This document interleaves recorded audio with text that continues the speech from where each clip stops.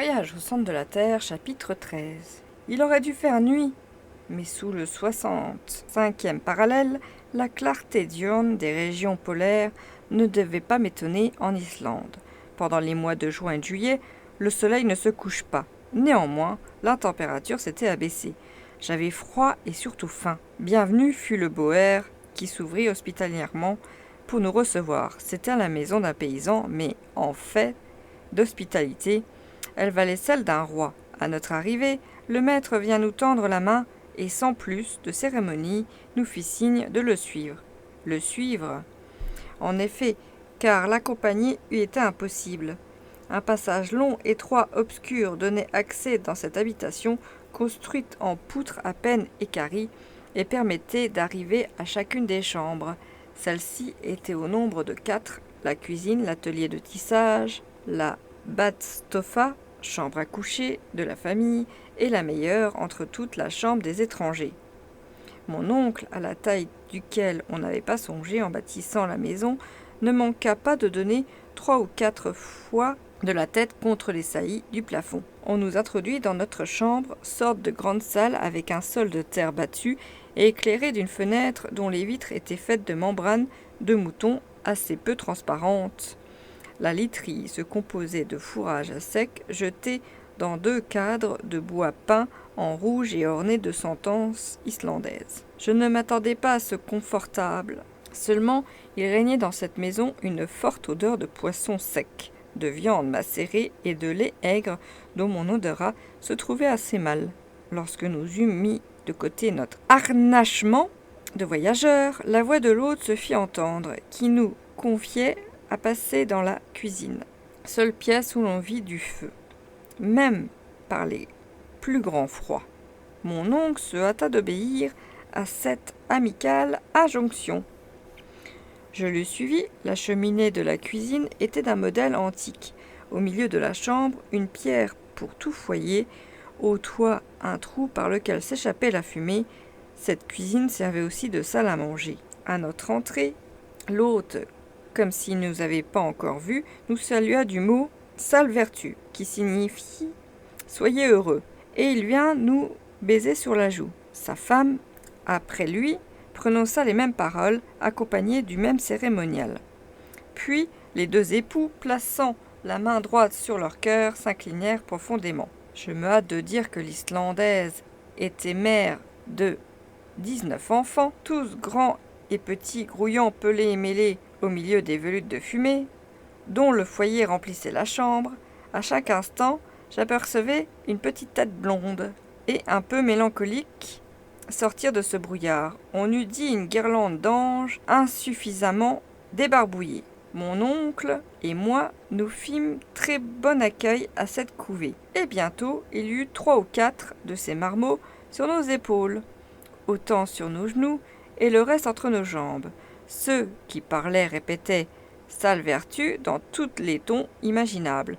Ceux qui ne parlaient pas n'en criaient que mieux. Ce concert fut interrompu par l'annonce du repas. En ce moment, rentra le chasseur qui venait de pourvoir à la nourriture des chevaux, c'est-à-dire qu'il les avait économiquement lâchés à travers champs. Les pauvres bêtes devaient se contenter de brouter la mousse rare des rochers, quelques fugus peu nourrissantes, et le lendemain, elles ne manqueraient pas de venir d'elles-mêmes reprendre le travail de la veille. Salve vertu, fit Hans en entrant. Puis tranquillement, automatiquement, sans qu'un baiser fût plus accentué que l'autre, il embrassa l'hôte et l'hôtesse et leurs 19 enfants. La cérémonie terminée, on se mit à table, au nombre de 24, et par conséquent, les uns sur les autres, dans le véritable sens de l'expression, les plus favorisés n'avaient que 2 marmots sur les genoux. Cependant, le silence se fit dans ce petit monde à l'arrivée de la soupe, et la taciturnité naturelle, même aux gamins islandais, reprit son emprise. L'hôte nous servit une soupe au lichen, et point désagréable, puis une énorme portion de poisson sec nageant dans du beurre aigri, depuis 20 ans, et par conséquent, bien préférable au beurre frais d'après les idées gastronomiques de l'Islande. Il y avait avec cela du skyr, sorte de lait caillé accompagné de biscuits et relevé par du jus de baie de genièvre. Enfin, pour boisson, du petit lait mêlé d'eau nommé blanda. dans le pays, si cette singulière nourriture était bonne ou non, c'est ce dont je ne pus juger. J'avais faim, et au dessert, j'avalai jusqu'à la dernière bouchée une épaisse bouillie de sarrasin. Le repas terminé, les enfants disparurent. Les grandes personnes entourèrent le foyer où brûlait de la tourbe, des bruyères, du fumier de vache et des os de poisson desséchés. Puis, après cette prise de chaleur, les divers groupes regagnèrent leurs chambres respectives. L'hôtesse offrit de nous retirer, suivant la coutume, nos bas et nos pantalons, mais sur un refus des plus gracieux de notre part, elle n'insista pas, et je pus enfin me blottir dans ma couche de fourrage. Le lendemain, à 5 heures, nous faisions nos adieux aux paysans islandais. Mon oncle eut beaucoup de peine à lui faire accepter une rémunération convenable, et Hans donna le signal du départ. À 100 pas de Gardar, le terrain commença à changer d'aspect. Le sol devient marécageux et moins favorable à la marche. Sur la droite, une série de montagnes se prolongeait indéfiniment comme un immense système de fortifications naturelles, dont nous suivions la contrecarpe. Souvent des ruisseaux se présentaient à franchir qu'il fallait nécessairement passer à gué et sans trop mouiller les bagages. Le désert se faisait de plus en plus profond.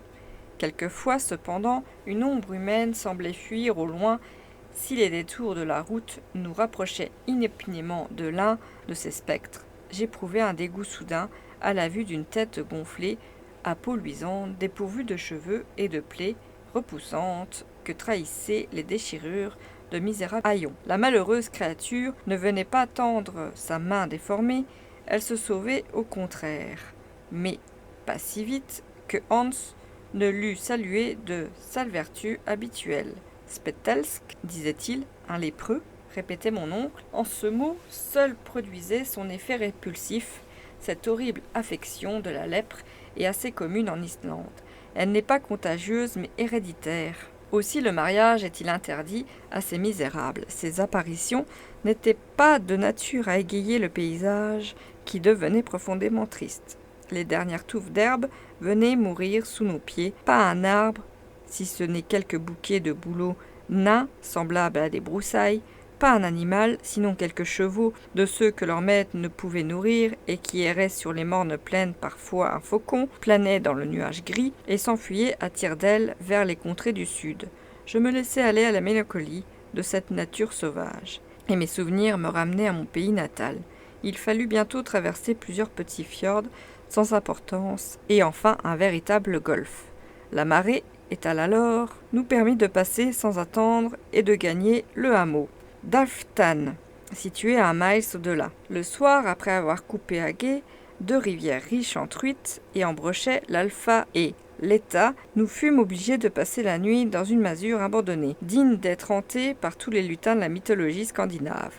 À coup sûr, le génie du froid y avait élu domicile et il fit des siennes pendant toute la nuit. La journée suivante ne présenta aucun incident particulier. Toujours même sol marécageux, même uniformité, même physionomie triste. Le soir, nous avions franchi la moitié de la distance à parcourir et nous couchions à l'annexia de Krossolp. Le 19 juin, pendant 1 mille environ, un terrain de lave s'étendit sous nos pieds. Cette disposition du sol est à appeler Arn. Dans le pays, la lave ridée à la surface affectait des formes de câbles, tantôt allongés, tantôt roulés sur eux-mêmes. Une immense coulée descendait des montagnes voisines.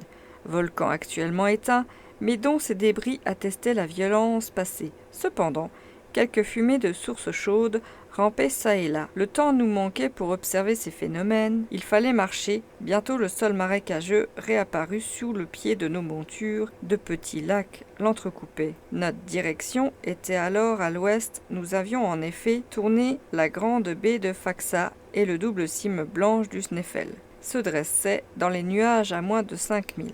Les chevaux marchaient bien. Les difficultés du sol ne les arrêtaient pas. Pour mon compte, je commençais à devenir très fatigué. Mon oncle demeurait ferme et droit, comme au premier jour. Je ne pouvais m'empêcher de l'admirer à l'égal du chasseur qui regardait cette expédition comme une simple promenade. Le samedi 20 juin à 6 heures du soir, nous atteignions Budir, bourgade située sur le bord de la mer, et le guide réclamait sa paye convenue. Mon oncle régla avec lui. Ce fut la famille même de Hans, c'est-à-dire ses oncles et cousins germains, qui nous offrit l'hospitalité. Nous fûmes bien reçus et sans abuser des bontés de ces braves gens. Je me serais volontiers refait chez eux des fatigues du voyage. Mais mon oncle, qui n'avait rien à refaire, ne l'entendait pas ainsi, et le lendemain, il fallut enfourcher de nouveau nos bonnes bêtes. Le sol se ressentait du voisinage et de la montagne dont les racines se granit sortaient du sol, comme celles d'un vieux chêne. Nous contournions l'immense base du volcan. Le professeur ne les perdait pas des yeux. Il gesticulait, il semblait le prendre au défi de dire « Voilà donc le géant que je vais dompter ». Enfin, après 24 heures de marche, les chevaux s'arrêtèrent d'eux-mêmes à la porte du presbytère de Stapi. Fin du chapitre 13.